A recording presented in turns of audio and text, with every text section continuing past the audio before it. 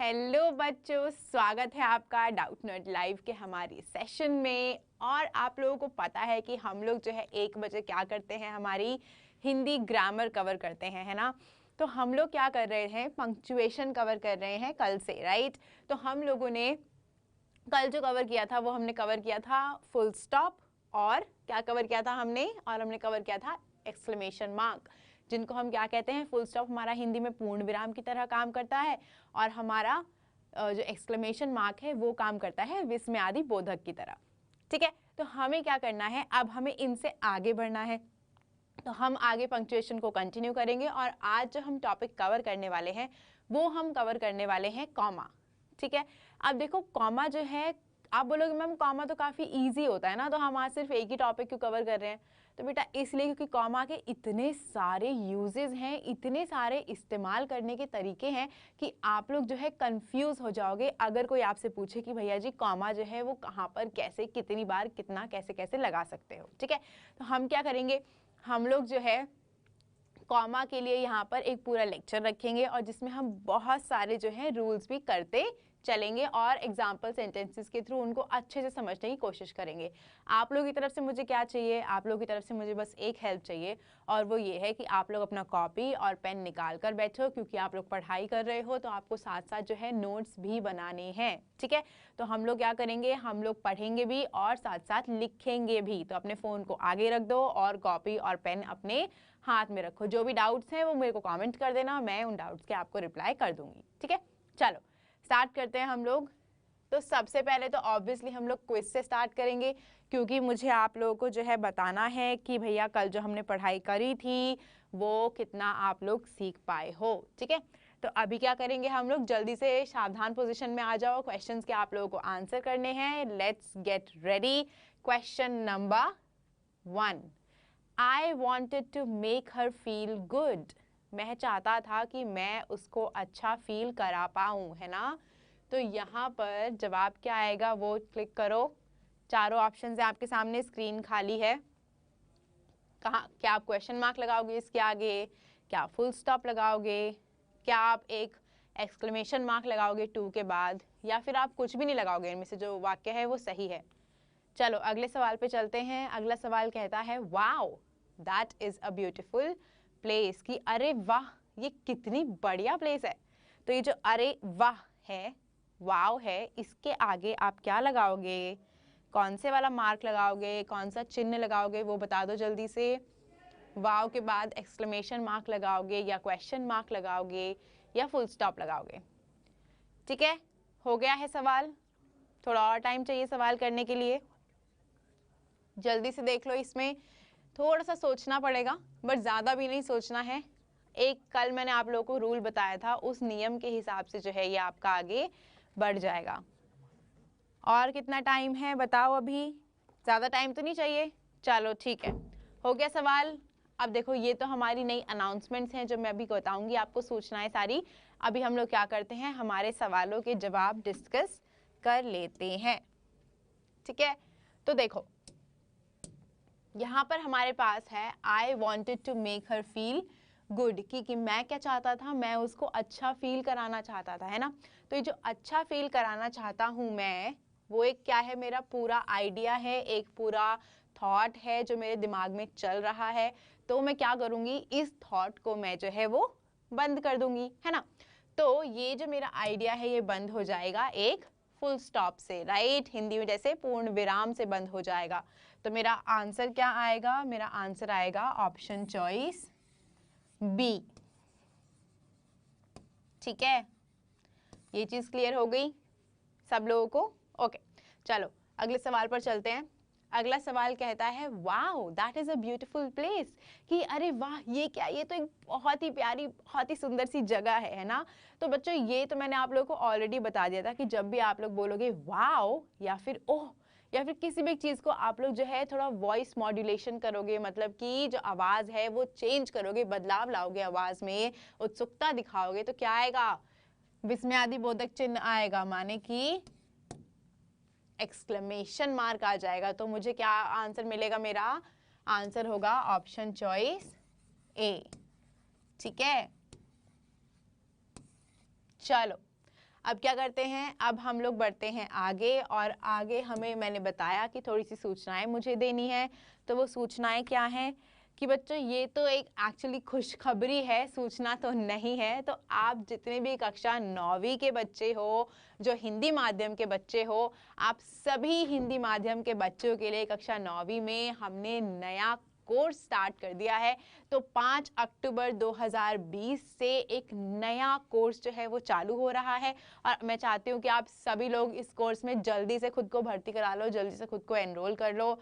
तो आप लोग जो कह रहे थे कि मैम सिर्फ 10th और 12th के लिए हिंदी कोर्स स्टार्ट किया है, हम लोग के लिए नहीं किया, तो अब आप लोगों के लिए भी कर दिया है। अब आप लोगों को भी आपके फेवरेट टीचर्स जो है वो पढ़ाएंगे इस कोर्स में, ठीक है। चलो, इसके अलावा आपके जो टीचर्स होंगे उनकी एक बार आप क्या है शक्लें देख लो भैया। आपको जो टीचर्स मन पसंदीदा बहुत पसंद है, तो भौतिक विज्ञान आपको पढ़ाएंगे विपिन सर, रुबेना मैम आपको पढ़ाएंगी अंग्रेजी, अक्षय सर आपको पढ़ाएंगे गणित, और चौबे सर आपको पढ़ाएंगे रसायन विज्ञान, और पार्थ सर क्या पढ़ाएंगे आपको, जीव विज्ञान, ठीक है। तो आपके चहेते मन पसंदीदा टीचर्स जो हैं वो आपको पढ़ाएंगे सब कुछ। और कक्षा 9वीं के साथ साथ हमने क्या किया है, कक्षा 9वीं के साथ साथ कक्षा 11वीं का भी हमने हिंदी माध्यम का जो कोर्स है वो चालू कर दिया है। तो अब आप लोग क्या कर सकते हो, अब आप लोग हिंदी माध्यम के जितने भी बच्चे हैं 11वीं कक्षा के, वो भी अपने अपने बोर्ड की अलग अलग क्लासेस जो हैं हमसे ले सकते हैं। और ये भी हम 5 अक्टूबर से ही चालू कर रहे हैं। और इसमें जो आपके टीचर्स हैं वो कौन है, सेम ही टीचर हैं। रुबेना मैम अंग्रेजी की हैं, विपिन सर भौतिक विज्ञान के हैं, चौबे सर रसायन विज्ञान के हैं, और पार्थ सर जीव विज्ञान के हैं। लेकिन जो एक बदलाव है वो क्या है कि आपके अपने सबसे चहेते दीपक सर आपको क्या पढ़ाएंगे, कक्षा 11वीं का मैथ्स पढ़ाएंगे, गणित पढ़ाएंगे, ठीक है। तो आपको बच्चे कुछ भी और जानना है इस कोर्स के बारे में, तो जो नंबर मैं आपको बताती आई हूँ वो भी बता दूंगी दोबारा, उसी पे कॉल करना है। कक्षा 12वीं का हिंदी माध्यम का कोर्स तो हम लोग चालू कर ही चुके हैं 21 सितंबर 2020 से। तो अभी भी कोई ऐसा रह गया है नया बच्चा जिसने नहीं पार्टिसिपेट किया है, तो बेटा फटाफट से कर लो। इसके साथ साथ कक्षा 10वीं का भी हमारा हिंदी माध्यम का कोर्स शुरू हो चुका है। तो basically 9th 10th 11th 12th अब सभी क्लासेस के लिए हिंदी माध्यम के अलग से कोर्स चल रहे हैं। और ये जो कोर्सेज हैं ये एमी कोर्सेज नहीं है, मतलब आपको हर एक कोर्स या हमारी फ्री क्लासेस की तरह ये कोर्स नहीं मिलेंगे। ये जो है ये काफ़ी अलग कोर्सेज हैं। तो इनमें क्या होने वाला है, इनमें हम लोग लाइव क्लासेस के एंड में आपके डाउट सॉल्व करने वाले हैं, ठीक है। तो जितने भी आपके डाउट्स होते हैं वो सॉल्व होंगे, जो भी टॉप मोस्ट डाउट्स होते हैं। और उसके बाद क्या होगा, आपके हर हफ्ते हर महीने परीक्षाएं होंगी, टेस्ट होंगे। टीचर्स शिक्षक ही आपको नोट्स बना कर देंगे, तो वो आपको एकदम टॉप कराने में हेल्प करेंगे। तो बेसिकली आपका एक फुल ऑन पूरा कोर्स चल रहा है। हर एक बोर्ड की आपके लिए अलग अलग क्लासेस होंगी, और बच्चे सब कुछ, इसके अलावा भी बहुत सारी चीज़ें जो आपको इस कोर्स में मिलने वाली हैं। तो आई थिंक अगर आप लोग ये कोर्स में अभी तक भर्ती नहीं हुए, आप लोग बहुत बड़ी चीज़ मिस कर रहे हो, ठीक है। आपको मेरे पे विश्वास नहीं है, आप लोग क्या करोगे, खुद फोन कर लोगे, ठीक है। आपको फोन नहीं करना, आप मिस कॉल मार दो। तो मिस कॉल मार दोगे तो हम लोग डाउटनेट के जो लोग हैं वो आपको खुद कॉल बैक करेंगे और खुद आपको बताएंगे इस कोर्स के बारे में, ठीक है। तो नंबर देख लो 0336135231 क्लियर है, सब लोगों को नंबर पता चल गया है। चलो, सारी अनाउंसमेंट्स हो गई। अब हम क्या करेंगे, हम हमारा कॉमा पढ़ेंगे। तो देखो कॉमा क्या होता है, हिंदी में भी हम लोग कॉमा यूज़ करते हैं। हम लोग कॉमा जो है हर जगह यूज़ करते हैं, और इंग्लिश लैंग्वेज में तो कॉमा का एक बहुत बड़ा रोल है, क्योंकि इसमें इतने सारे नियम है ना, इतने सारे हमारे पास नियमों का पिटारा है जो मैं भी खोलने वाली हूँ आप लोगों के सामने। तो अगर वो नियम आपको पता चल गए और आपने उनको अच्छे से इस्तेमाल किया, तो आपका जो पंक्चुएशन है उसमें कोई प्रॉब्लम नहीं होगा। जिसका मतलब क्या है कि आपको कुछ भी समझने में प्रॉब्लम नहीं होगी, ठीक है। चलो, तो हम लोग क्या करते हैं, पहले रूल से शुरुआत करते हैं। पहला रूल कहता है कि भैया जी कॉमा को जो है, ये रूल आप सबको पता होगा, ये बहुत ही बेसिक रूल है।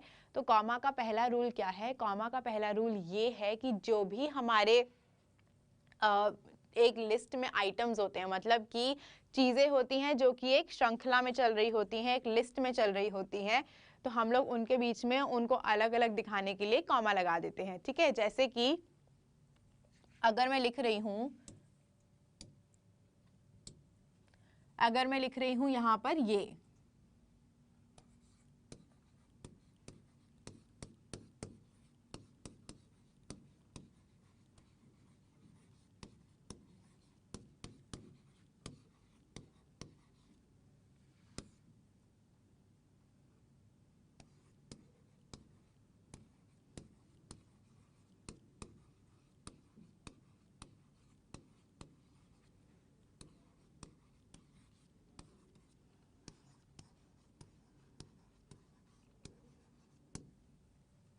क्या वाक्य लिखा मैंने? वाक्य लिखा मैंने कि I went to the market to buy bananas, mangoes and oranges, जिसका मतलब क्या है कि मैं बाजार गई केले खरीदने, आम खरीदने और संतरे खरीदने, है ना।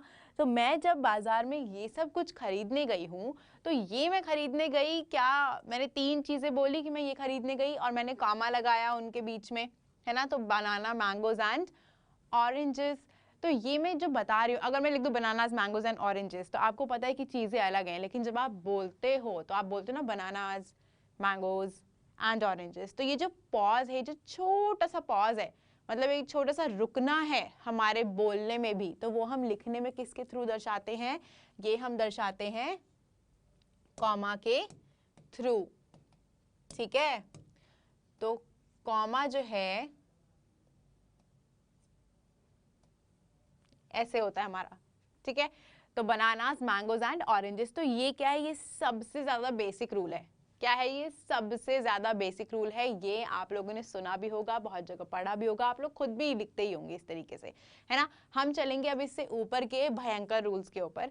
तो यहाँ पर देखो लिखा है एग्जाम्पल के तौर पे, my estate goes to my husband, son, daughter in law and nephew, कि भैया जी मेरा जो एस्टेट है, मतलब कि मेरा जो जायदाद है, वो जाता है मेरे पति को, मेरे बेटे को, और डॉटर इन लॉ को, मेरी बहू को, और नेफ्यू को, मतलब मेरे भांजे भतीजे को, ठीक है।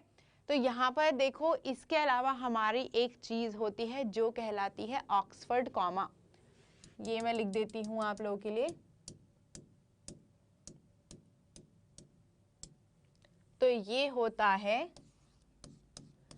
Oxford comma,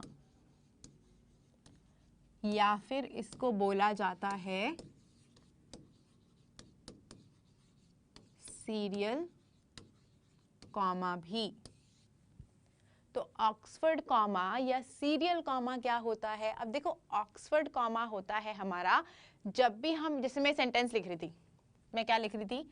I went to the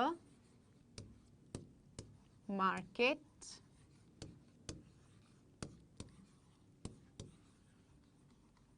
to buy mangoes, bananas and oranges, है ना। तो ये मेरा वही वाक्य मैंने लिख दिया। अब ये जो मेरा वाक्य है, इसमें अगर मैं यहाँ पर एंड से पहले एक कॉमा डाल दूं, एंड से पहले अगर मैं एक कॉमा डाल दूं, तो ये क्या होगा? ये हो जाएगा मेरा ऑक्सफोर्ड कॉमा, ठीक है।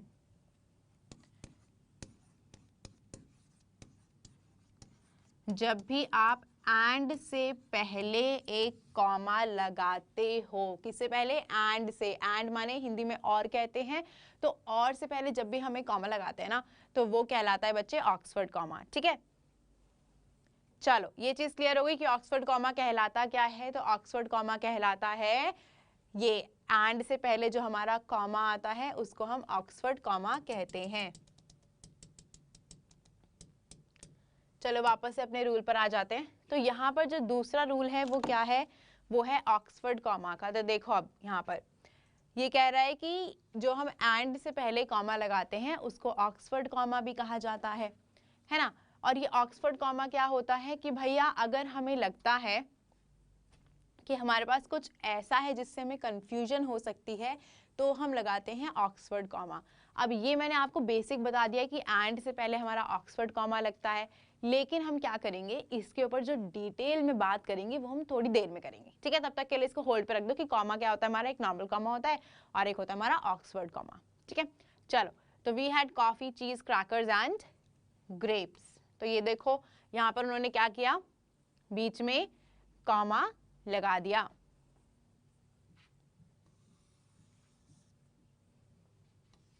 तो यहाँ पर देखो, जब भी हमें क्लैरिटी चाहिए होती है, हमें ऑक्सफोर्ड कॉमा लगाना होता है। अब हम क्या करेंगे, कोई दिक्कत नहीं है। आप क्या करोगे, यहाँ पर ऑब्वियसली इसको हम डिटेल में डिस्कशन करेंगे। एक छोटा सा मैं हाईलाइट दे देती हूँ अभी कि अगर हमारे पास 3 चीज़ें हैं, मतलब कि अगर हमारे पास है coffee, cheese and crackers and grapes, है ना। तो कॉफ़ी हो गई, कॉफ़ी मतलब आपको तो पता ही होगा कॉफ़ी क्या होता है। चीज़ एंड क्रैकर्स, चीज़ हो गए और मतलब खाने का कोई एक चीज़ लगा लो साथ में, और ग्रेप्स हमारे पास क्या हो गए, ग्रेप्स हो गए, ठीक है। तो अगर मैं इन तीनों का यहाँ पर पॉइंट लिखती हूँ कि मेरे पास ये 3 चीज़ें हैं, तो चीज़ एंड क्रैकर्स अपने आप में अलग अलग हैं, बट मैं उनको मिला के एक डिश बना रही हूँ। आप सिंपल ले लो, आलू का पराठा और बटर, ठीक है, आलू का पराठा और बटर ले लो। तो ये जो मेरा मक्खन है और आलू का पराठा है, मैं खाऊंगी तो साथ में ही ना, मस्ती से खुशी से खाऊंगी साथ में ही। तो जब मैं इनको साथ में खाऊंगी तो मैं लिखूंगी कि ये मेरी एक डिश है, ये मेरा एक खाने का आइटम है ना। तो मैं लिखूंगी आलू का पराठा एंड बटर, और उसके अलावा मेरे को अगर कोई सब्जी भी चाहिए तो वो मैं क्या लिख दूंगी, लेट्स से राजमा, ठीक है। तो कॉमा लगाऊंगी मैं, फिर लिखूंगी राजमा। तो मेरा आलू पराठा और बटर तो एक ही रहा ना, ठीक है। तो वही यहाँ पे डिफरेंस हो गया, कॉफी, आलू का पराठा एंड बटर, ये मेरा पूरा एक डिश है, इसे मैं साथ में खाऊंगी, कॉमा राजमा चावल। तो अलग अलग डिशेस के लिए मैंने फिर कॉमा लगा दिया। अब इसको डिटेल में मैं एक्सप्लेन थोड़ी देर में करती हूँ, अभी हम लोग आगे वाले रूल्स पे चलते हैं, ठीक है। चलो, तो यहाँ पर लिखा है सेकंड कि जब भी हमारे 2 एडजेक्टिव्स होते हैं, 2 एडजेक्टिव्स मतलब क्या है, 2 विशेषण होते हैं। विशेषण क्या करते हैं, संज्ञा के बारे में बताते हैं, है ना। तो ये संज्ञा के साथ होते हैं। तो जब भी हमारे 2 विशेषण साथ में लगाते हैं तो हम क्या करते हैं, बीच में एक कॉमा लगा देते हैं, ठीक है। जैसे कि ये मेरा एक ही संज्ञा है, मैन है इधर, है ना, मैन है कि नहीं है। तो ये जो मैन है, ये मेरा आदमी, इसके साथ में 2 चीजें लगा रही हूँ। क्या लगा रही हूँ, मैं लगा रही हूँ हेल्दी, मतलब कि भाई हष्ट पुष्ट, और लगा रही हूँ स्ट्रांग, मतलब कि ताकतवर। और ये दोनों ही चीजें किसके बारे में बता रही हैं, दोनों ही चीजें बता रही हैं आदमी के बारे में, कि मेरा जो आदमी है वो हष्ट पुष्ट है और वो ताकतवर है। तो अगर वो ताकतवर है तो यहाँ पर मैं क्या लिख सकती हूँ,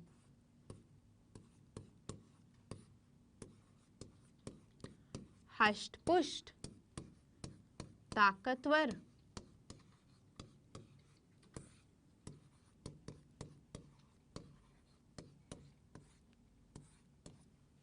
है ना। मैं लिख सकती हूँ हष्टपुष्ट ताकतवर आदमी। मैं इसको ऐसे भी लिख सकती हूँ कि ताकतवर हष्टपुष्ट आदमी। मुझे बस बीच में क्या करना है, कॉमा लगाना है। तो यहाँ पर ये जो मेरा बीच में कॉमा आता है, ये क्या बताता है, ये बताता है कि ये दोनों जो है एडजेक्टिव्स, दो विशेषण हैं, ये आदमी के लिए लग रहे हैं, और ये दोनों जो है ऊपर नीचे भी लग सकते हैं, कोई दिक्कत नहीं है, मतलब कैसे भी लगा सकते हो। तो बीच में अगर मैं कॉमा लगा देती हूँ तो इसका मतलब होता है कि ये दोनों एक ही संज्ञा के लिए लग रहे हैं, और उस संज्ञा को ये दोनों कैसे भी बता सकते हैं, तो मैं इनको आगे पीछे भी कर सकती हूँ, ठीक है। तो यहाँ पर ये पॉइंट है, सिंपल सा पॉइंट है कि अगर मेरा कोई एक संज्ञा है, जैसा कि इसको मिटा देते हैं सबको, अगर मैं बात कर रही हूँ लेट्स से खाने के बारे में,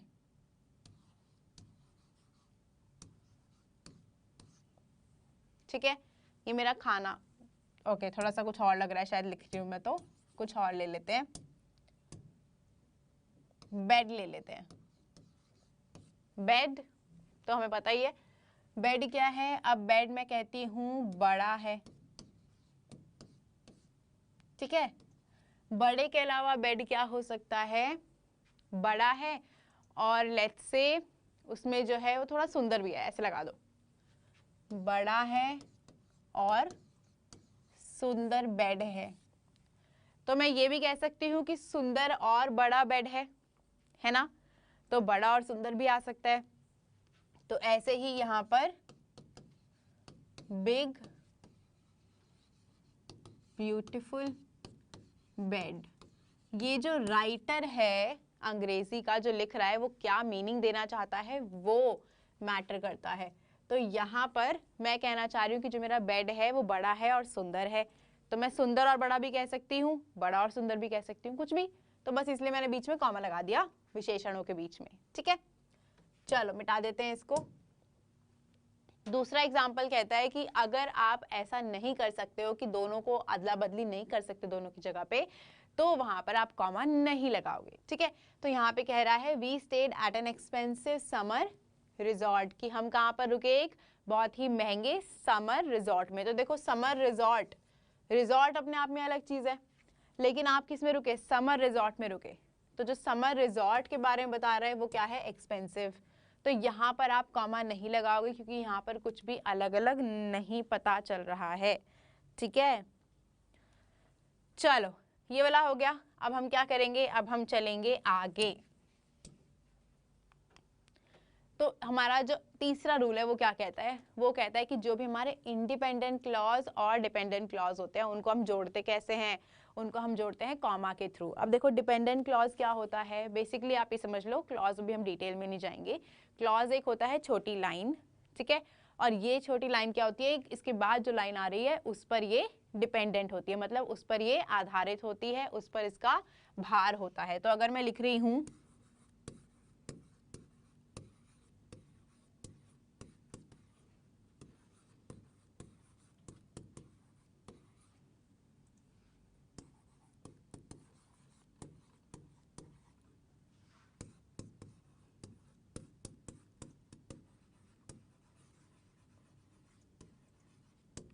कि जब मैं जाऊंगी भारत, जब मैं भारत जाऊंगी तब मैं क्या देखूंगी, हिमालय पर्वत देखूंगी, है ना। तो यहाँ पर जब मैं जाऊंगी, अगर मैं सिर्फ जब मैं जाऊंगी खाली छोड़ दूं, तो जब मैं जाऊंगी कहाँ जाऊंगी, कैसे जाऊंगी, कब जाऊंगी, नहीं पता ना।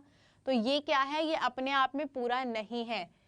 आई विल सी द हिमालयाज, अगर मैं कहती हूँ खाली कि मैं हिमालयाज देखूंगी, मैं हिमालय पर्वत देखूंगी, तो ये चलेगा ना, इसमें मैंने कुछ नहीं बोलना कि कहाँ कैसे कब क्या, खाली चल सकता है ये, है ना, कि आई विल सी द हिमालयाज। तो बस यहाँ पर क्या है, यहाँ पर ये मेरा है इंडिपेंडेंट क्लॉज।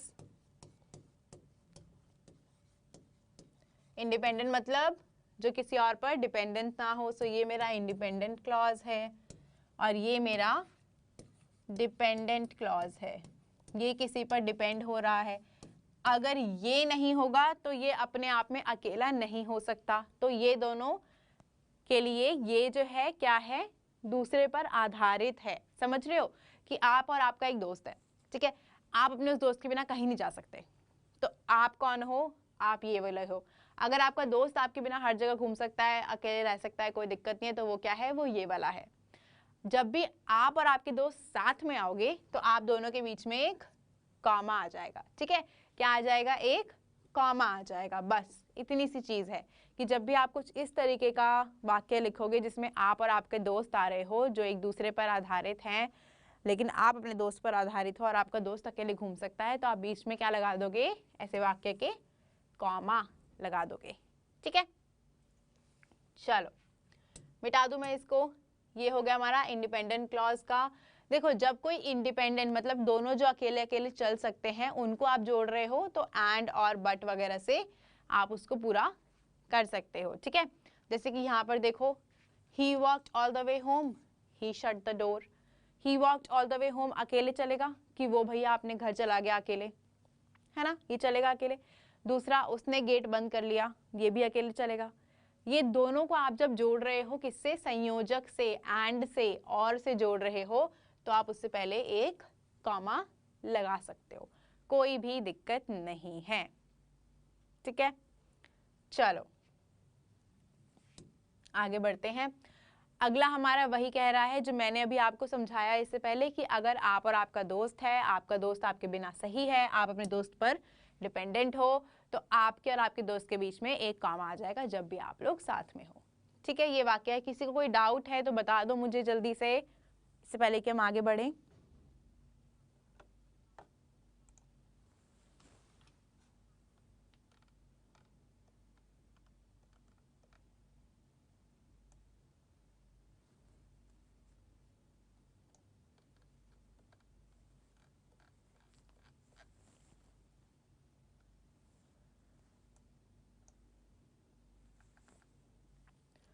ठीक है, चलो किसी को कोई डाउट नहीं है, सबको सब समझ आ रहा है। अब देखो और इजी करते हैं इसको।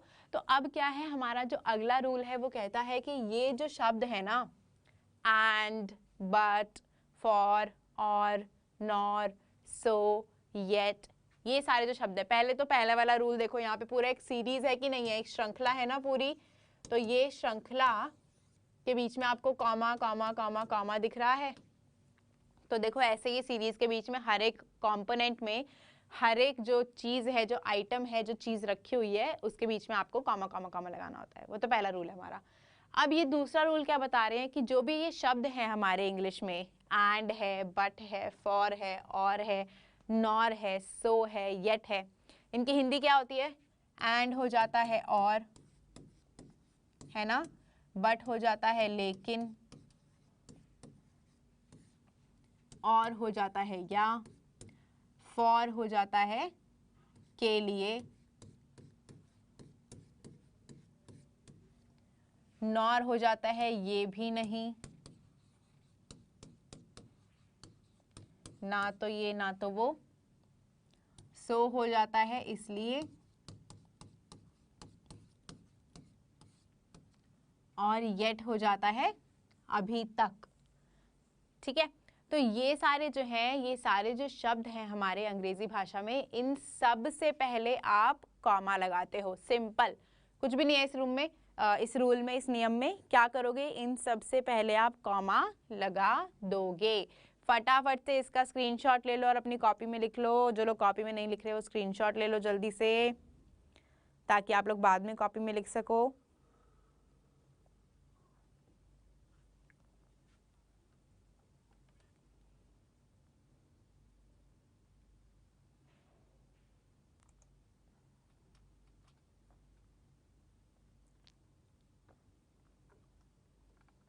बोलो बेटा, क्या डाउट है?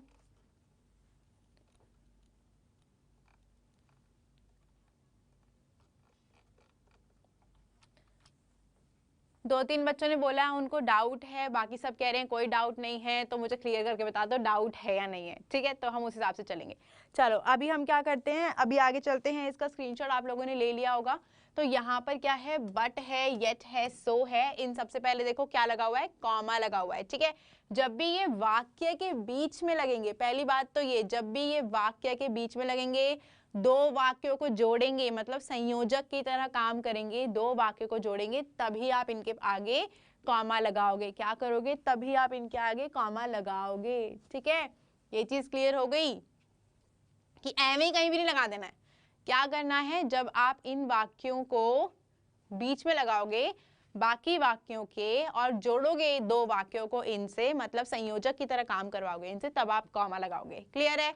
चलो, और ये कुछ शब्द हैं जो आप जब वाक्यों की बिगिनिंग में लगाते हो तो उनके बाद कॉमा लगाते हो।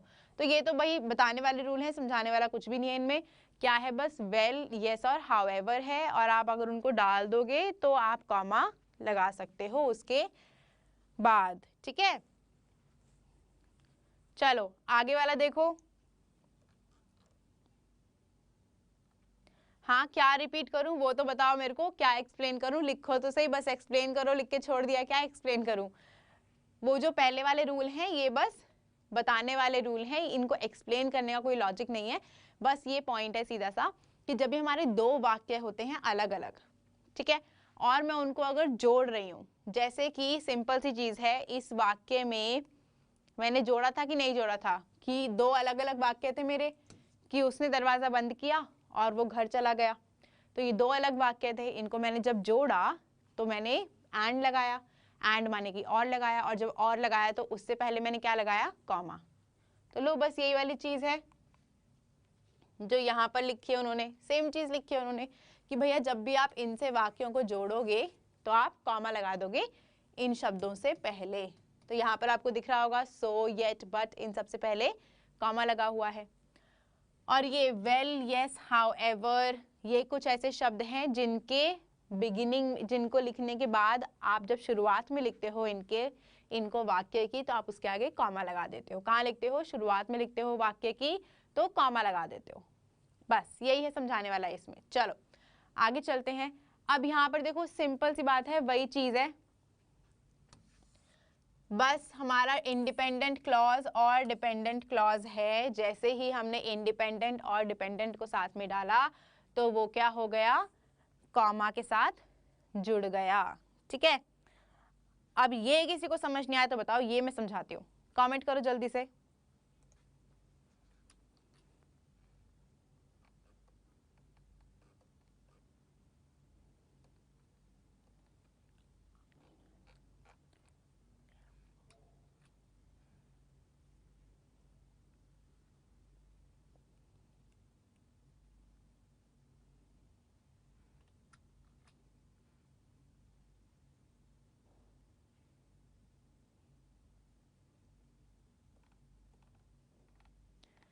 बच्चे कमेंट में तो आप लोग मेरे को बोल रहे हो, कोई भी डाउट नहीं है।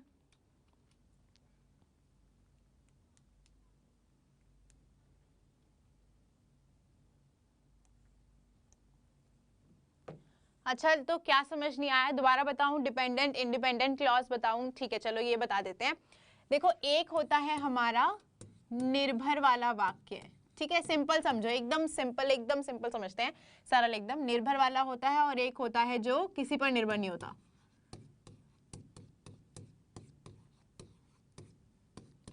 किसी पर भी निर्भर नहीं होता।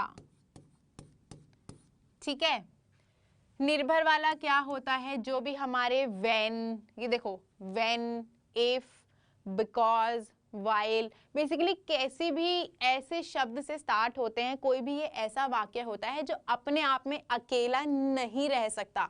अगर मैं कह रही हूं कि अगर मैं आइसक्रीम खाने जाऊं, खत्म कर दूं यहीं पे, तो ये कोई बात होगी? आगे क्या करूंगी मैं? आइसक्रीम खाने जाऊंगी तो क्या? तो जो भी ऐसे आपको वाक्य मिलते हैं जिनको सुन के आपको लगता है तो क्या, मतलब इसके आगे क्या, बताओ तो सही, पूरी तो करो बात। तो जो भी ऐसे वाक्य होते हैं जिनको सुन के आपको लगता है कि आगे क्या होने वाला है, ये वाले जो वाक्य हैं ये मेरे होते हैं निर्भर। इनको मैं कहती हूँ निर्भर वाक्य, एज इन डिपेंडेंट क्लॉज। ठीक है, या फ्रेज जो भी है, तो ये मेरे निर्भर वाले होते हैं और इनके साथ मुझे कुछ ऐसा लगाना पड़ता है जो कि एक्सप्लेन करे, मतलब इसको पूरे को अच्छे से बताए कि तो क्या। तो ये जो तो क्या वाले होते हैं ना, जिनमें मैं जवाब देती हूँ कि हाँ भाई तो क्या, तो वो मेरे होते हैं जो किसी पर निर्भर नहीं होते हैं। जैसे कि मैं वाक्य बना रही हूँ, लास्ट वाली स्लाइड पे चलते हैं जिसपे हम अच्छे से लिख सकते हैं। अगर मैं वाक्य बना रही हूं,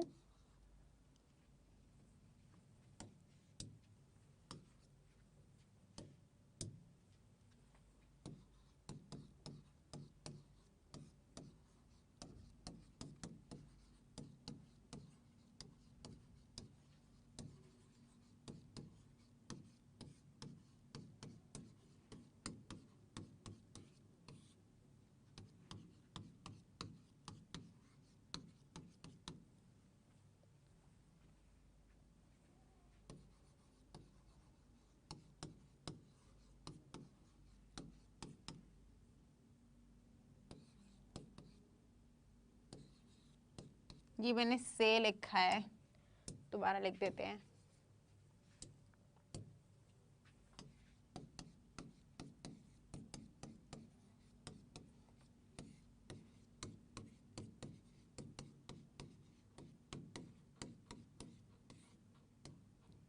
ये देखो मैंने क्या लिखा है, मैंने लिखा है अगर मैं आइसक्रीम खाने जाऊंगी तो मैं मार्केट से सामान ले आऊंगी, है ना।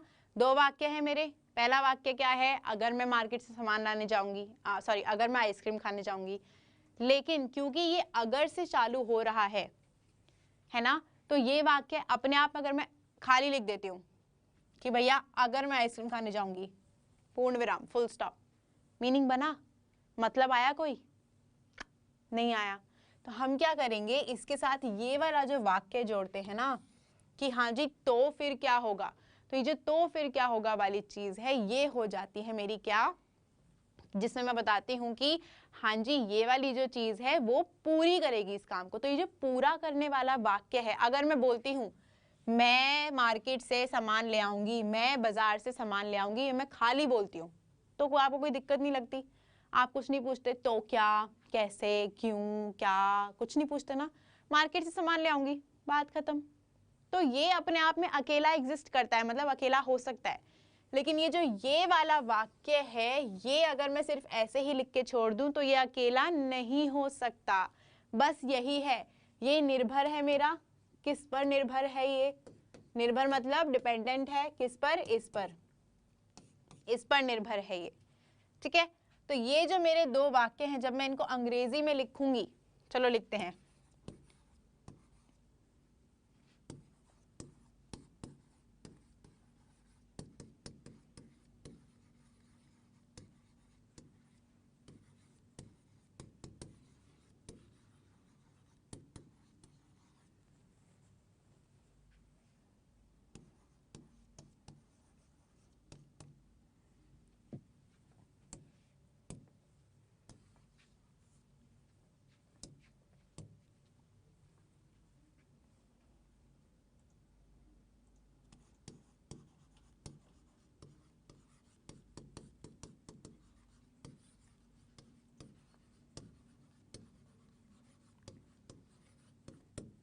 लो जी, लिख दिया मैंने कि अगर मैं आइसक्रीम खाने जाती हूँ तो मैं क्या करूंगी? तो मैं ले आऊंगी मार्केट से सामान।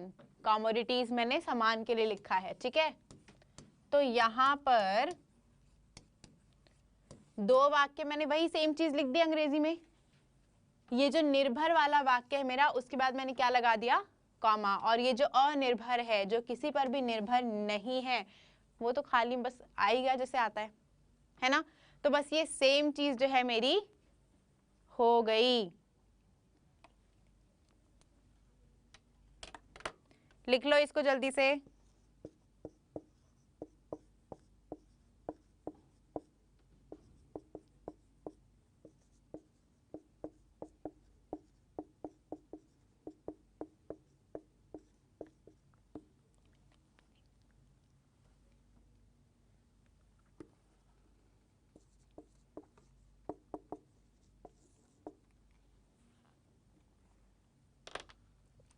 ठीक है, अब सब लोगों को क्लियर हो गया है ये? किसी को कोई प्रॉब्लम नहीं है? सबने लिख लिया है? हाँ बेटा, ऑक्सफोर्ड कॉमा समझाऊंगी, बिल्कुल बिल्कुल ऑक्सफोर्ड कॉमा समझाएंगे, पहले ये कर ले। चलो आ जाते हैं वापस हम लोग। तो ये वाला समझ आ गया सबको? निर्भर वाला, नहीं निर्भर वाला, सब कुछ। चलो ठीक है, तो ये हो गया। तो ये कोई भी वाक्य जो हमारा चालू होता है while से, ये सारे शब्द हैं, इनको लिख लो। After, although, as, because, if, since, when, while, ये जो शब्द हैं, इनसे जब आपका जो वाक्य है वो शुरू होता है तो बेटा आप क्या करते हो? कॉमा लगा देते हो पहले वाक्य के बीच में।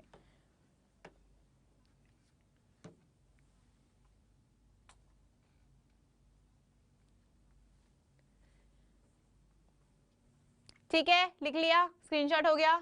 चलो आगे चलते हैं। नहीं भी खत्म होता है पूरा, कोई दिक्कत नहीं है, कल और कर लेंगे इसको आगे। तो क्लॉज कहता है that Tuesday which happens to be my birthday is the only day when I am available to meet. अब यहाँ पर मेरा एक बहुत तगड़ा रूल और आता है, और वो रूल क्या कहता है? तो आज की क्लास में हम क्या करते हैं, मैं इसके बाद बस ऑक्सफोर्ड कॉमा और समझा दूंगी आपको, और फिर हम खत्म कर देंगे, बाकी कॉमा हम लोग कल कवर कर लेंगे, ठीक है। चलो, तो ये वाला जो मेरा रूल है, यहाँ से मुझे पता चलता है कि ये जो मेरे शब्द हैं however, on the other hand, ये मेरा पूरा एक तरीके से क्लॉज हो गया, ये फ्रेज हो गए मेरे। तो ये जब किसी भी वाक्य के बीच में आते हैं, basically on the other hand, however, जो भी आप लोग ये जो ट्रांजिशन वर्ड्स होते हैं, ट्रांजिशन वर्ड्स मतलब जो आपको मदद करते हैं एक पॉइंट से दूसरे पॉइंट पर जाने में, जैसे कि यहाँ पर है ना however, तो however क्या कहता है?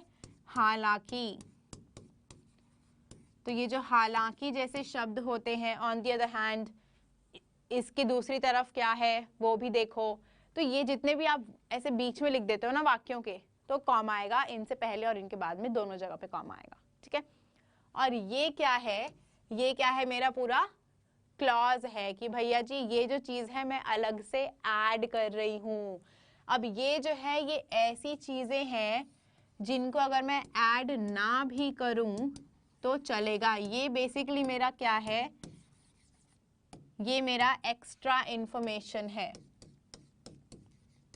तो जब मैं वाक्य में कुछ ऐसा ऐड करती हूं जिनके बिना भी मेरा काम चल जाएगा, और वो क्या है, एक्स्ट्रा है, तो मैं उसके आगे और पीछे कॉमा लगा दूंगी, उसके आगे और पीछे कॉमा लगा दूंगी। ठीक है, ये क्लियर है? इसमें कुछ भी बड़ा नहीं है, बस आप कुछ भी ऐसा सेंटेंस में ऐड कर रहे हो वाक्य में जो आपको आगे, जो जिसके बिना काम चल सकता है, तो आप क्या करोगे, कॉमा लगा दोगे आगे और पीछे, बस। ठीक है, चलो ये वाला हम लोग कल करेंगे, ये वाला थोड़ा मुश्किल है तो इसको हम लोग कल करेंगे। सेम रूल है, ऑक्सफोर्ड कॉमा कर लेते हैं।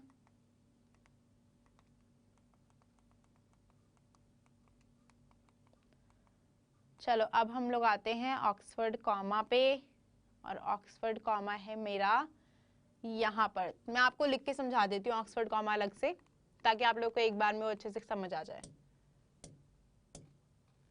फिर हम क्विज करेंगे। ठीक है,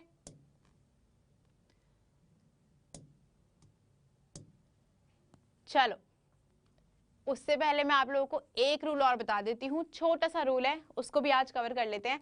ये वाला दिख रहा है आपको, ये बहुत ही छोटा सा रूल है, इसमें कुछ भी नहीं है, बस ये है कि अगर आप लोग कोटेशन डालते हो, कोटेशन क्या कहते हैं, मतलब अगर आप डाल रहे हो कि भैया इस बंदे ने ये बोला, तो जो उसने बोला वो अगर आप पूरा सेम चीज लिख रहे हो, तो जैसे यहाँ पे कह रहे हैं ना, आई will see you tomorrow, John said without emotion, John ने ये बिना महसूस किए बोला, बिना किसी फीलिंग के बोला कि मैं तुमको कल मिलता हूँ, तो आई विल सी यू टुमारो, मैं तुम्हें कल मिलता हूँ। जॉन का डायलॉग दे दिया हमने, तो ये हमारा डायरेक्ट स्पीच में काम आता है।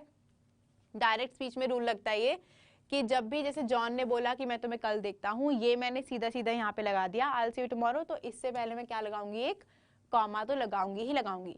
तो बेसिकली आप जब भी किसी भी बंदे का एक डायलॉग बता रहे होते हो, एग्जैक्ट डायलॉग, तो आप वो डायलॉग देने से पहले इन्वर्टेड कॉमा में, उससे पहले आप एक छोटा कॉमा नीचे लगा देते हो। इन्वर्टेड कॉमा हम कहते हैं इनको जो ऊपर लगते हैं ऐसे दो, है ना, और इनके अंदर हम क्या लिखते हैं, डायलॉग लिखते हैं, वो जो भी है। तो इस डायलॉग से पहले आप एक कॉमा लगा दोगे यहाँ पे, बस ये रूल है, छोटा सा, समझ आ गया ना, इसमें तो कुछ भी नहीं था। ठीक है, लिख लो इसको भी जल्दी से फटाफट, फिर हम आगे ऑक्सफोर्ड कॉमा पे चलते हैं।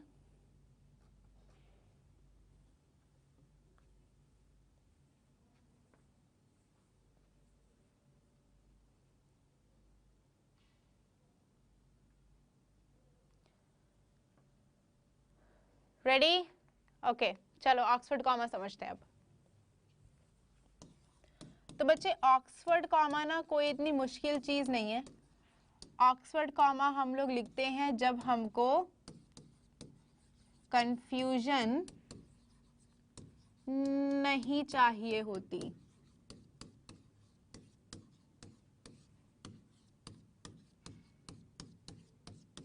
कब लिखते हैं हम ऑक्सफोर्ड कॉमा, जब हमें कंफ्यूजन नहीं चाहिए होती। फॉर एग्जाम्पल,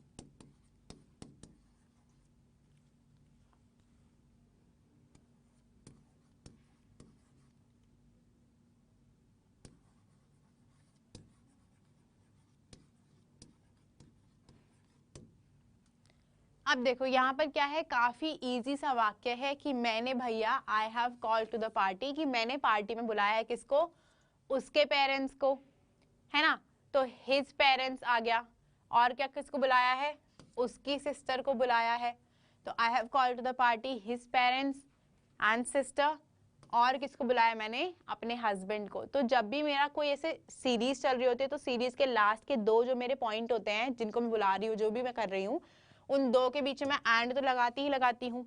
तो ऑक्सफोर्ड कॉमा क्या है, बस ये जो एंड से पहले आ जाता है ना ऐसे सीरीज में, उसको मैं कहती हूँ ऑक्सफोर्ड कॉमा। बस मुझे कोई कंफ्यूजन नहीं चाहिए, कुछ भी ऐसा नहीं है जो अलग हो जाएगा, तो वहां पर मैं क्या करती हूँ, ऐसे लगा देती हूँ। ठीक है, अब देखो यहाँ पर ये तो चलो हमारे अलग हो गए रूल्स, हम ऑक्सफोर्ड कॉमा वाला पढ़ लेते हैं।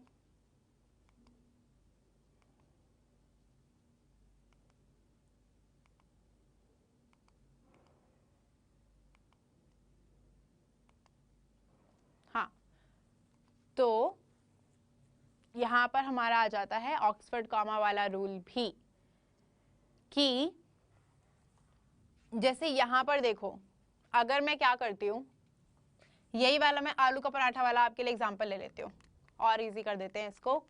सेम एग्जांपल आप लोगों को अच्छे से समझ आ जाएगा।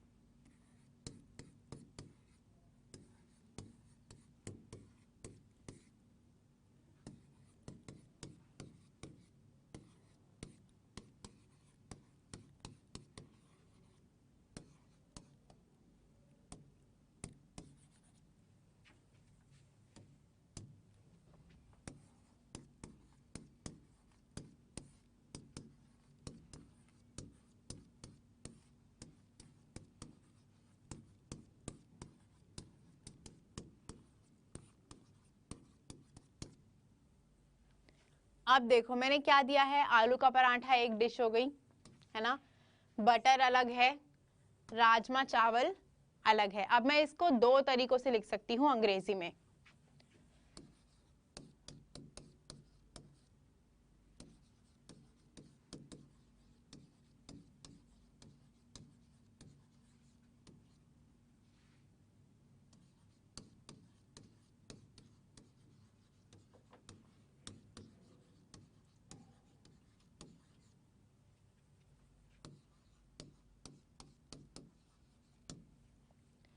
तो यहां पर मैंने क्या किया है, ये देखो, राजमा चावल दिया है, आलू पराठा एंड बटर दिया है। तो यहाँ पर क्या बता रहा है कि मेरा आलू पराठा और बटर क्या है, एक ही डिश है, मतलब मुझे वो दोनों साथ में पसंद है। तो ये एक तरीका हो गया लिखने का, क्योंकि मैंने कॉमा से क्या किया, दोनों को अलग कर दिया। अगर मैं लिखती हूँ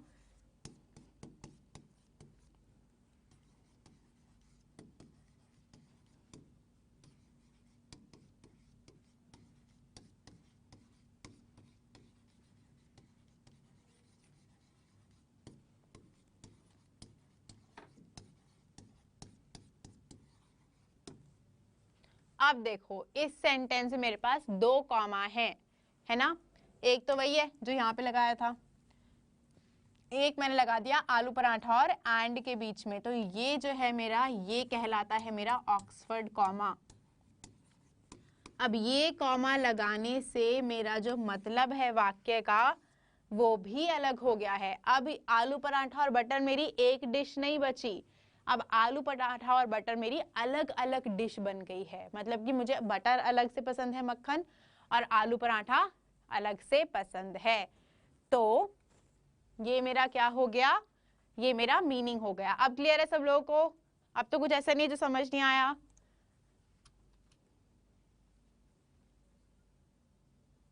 बेटा राजमा चावल ऐसे लिखते हैं, अब तुम्हें वो भी गलत देखना है। नहीं, चावला नहीं होता है, चावल ही है। हाँ क्विज आएगी, ठीक है। ठीक है, तो यहाँ पर राजमा चावल, आलू पराठा, और एंड से पहले मैंने जो कॉमा लगाया ना, उसकी वजह से आलू पराठा और मक्खन मेरे अब अलग अलग चीजें हो गई हैं। और यहाँ पर मैंने नहीं लगाया कॉमा एंड से पहले, तो इसका मतलब क्या है कि आलू पराठा और मक्खन मेरी एक ही चीज है, एक ही डिश है जो मुझे साथ में पसंद है। क्लियर हो गया सबको? चलो अब क्या करते हैं हम लोग, अब हम लोग क्विज की तरफ बढ़ते हैं आगे। रेडी हो जाओ सब लोग क्विज के लिए। इसको नहीं समझ आया कमेंट कर देना, कल दोबारा से एक बार पिकअप कर लेंगे, कॉमा तो अभी हमें करना ही है। Ready? Question number 1, Gloria was hoping for dinner, dancing and flowers. तो ग्लोरिया किसके लिए आशा कर रही थी कि भैया जी खाना हो जाए, रात का डिनर हो जाए, थोड़ा डांस हो जाए और थोड़े फूल भी मिल जाएं। तो बताओ यहाँ पे ऑक्सफोर्ड कॉमा का ही रूल है या नहीं है, क्या सीन है, कैसे करोगे वो बताओ, कहाँ कहाँ पर लगाओगे कॉमा, कैसे करोगे? हो गया? चलो next question, Gloria said I will make it up to you. तो यहाँ पर कॉमा कहाँ आएगा, मतलब जो भी कोट है, डायलॉग है, उसके हिसाब से कॉमा किधर आएगा? बताओ बताओ, 4 ऑप्शन है आपके पास।